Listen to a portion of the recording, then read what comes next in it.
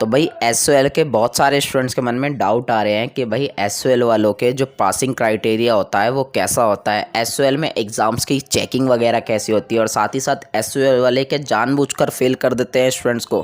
तो टेंशन मत लो भाई, सब कुछ इस वीडियो में जो है क्लियर कर दूँगा, ठीक है।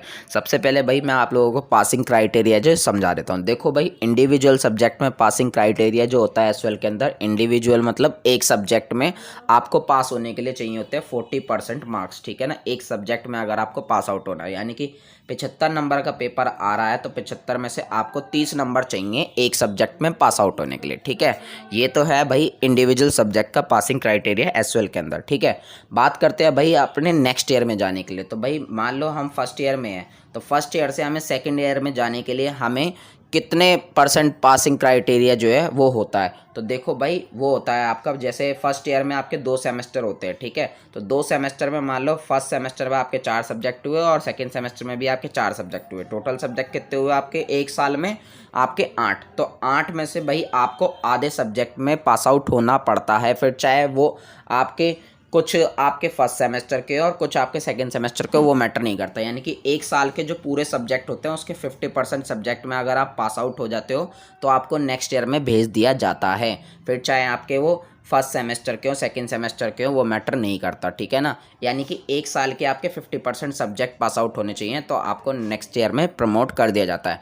अब भाई जिनमें फेल हो गए तो उसके तो नेक्स्ट ईयर के साथ देने ही पड़ेंगे। ऐसा नहीं है कि आप प्रमोट होकर नेक्स्ट ईयर चले गए तो आपको उसके एग्ज़ाम दोबारा नहीं देने पड़ेंगे। भाई जिस सब्जेक्ट में फेल होगा वो तो आपको देने पड़ेंगे। अब 50% में पास हुए तो 50% में फेल भी तो हो गए, ठीक है ना। तो 50% सब्जेक्ट आपको नेक्स्ट ईयर के साथ देने पड़ते हैं। तो ये है भाई आपका नेक्स्ट ईयर में प्रमोशन का क्राइटेरिया, ठीक है ना। इतना भी आपको समझ में आ चुका होगा। बात करते हैं भाई यहाँ पे आपके चेकिंग कैसे होते हैं एग्ज़ाम की। तो देखो भाई, अभी तक ऑनलाइन एग्ज़ाम हो रहे थे एसओएल में, लगातार 2-3 साल ऑनलाइन एग्ज़ाम में। तो ऑनलाइन एग्ज़ाम की भाई चेकिंग जो थी वो एकदम बकवास थी, रद्दर थी। वो सब आपने देख लिया होगा। बहुत से बच्चे सेम आंसर लिखते थे और बहुत से बच्चे क्वालिटी आंसर लिखते थे, बट जो एसओएल की चेकिंग थी वो एकदम रद्दर। बहुत से बच्चों को भाई बेवजह फेल कर दिया, बहुत से बच्चों को कम मार्क्स दे दिया और बहुत जिनको ज़्यादा मार्क्स मिलने चाहिए तो उन्हें भी फेल कर दिया और उन्हें जान के भाई नंबर कम दिए गए। वो मुझे चेकिंग जो है समझ नहीं आई। वो शायद उन लोगों के साथ प्रॉब्लम हुई होगी क्योंकि इनके पास भाई इतनी सारी पीडीएफ आई होंगी, इतना सारा ऑनलाइन मटेरियल चेकआउट करना इम्पॉसिबल, सही है, ठीक है ना। बट मैं मानता हूँ एसओएल की वो जो गलती थी उन लोगों को हम उसे इग्नोर करते हैं, ठीक है। बट यहाँ पे भाई एक और बात आती है कि अब ऑफलाइन है, तो ऑफलाइन में चेकिंग जो है वो कैसे होगी। तो देखो भाई, अब ऑफलाइन हो गया एग्ज़ाम। मैं श्योरली तो कुछ नहीं कह सकता कि चेकिंग कैसे होगी एसओएल में, बट ऐसा कुछ नहीं है कि एसओएल वाले जान के फेल करते हैं, ऐसा कुछ भी नहीं है।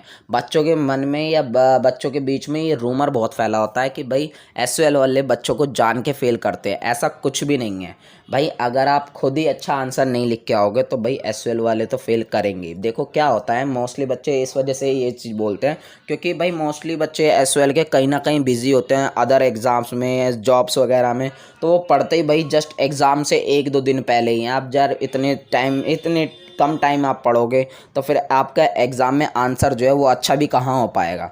तो भाई बहुत से बच्चे जो है आंसर अच्छा नहीं लिख पाते, इस वजह से एसओएल में मोस्टली बच्चे जो है वो फेल हो जाते हैं और इस वजह से वो एसओएल वालों को बोलते हैं कि भाई एसओएल वाले जान के फेल करते हैं। तो ऐसा तो कुछ नहीं है। अगर आप आंसर क्वालिटी लिख के आ रहे हो, आपका पता है आपका आंसर एकदम एक्यूरेट, ठीक है, तो आप बेफिक्र होकर रहिए, आप फेल नहीं होगे, ठीक है ना।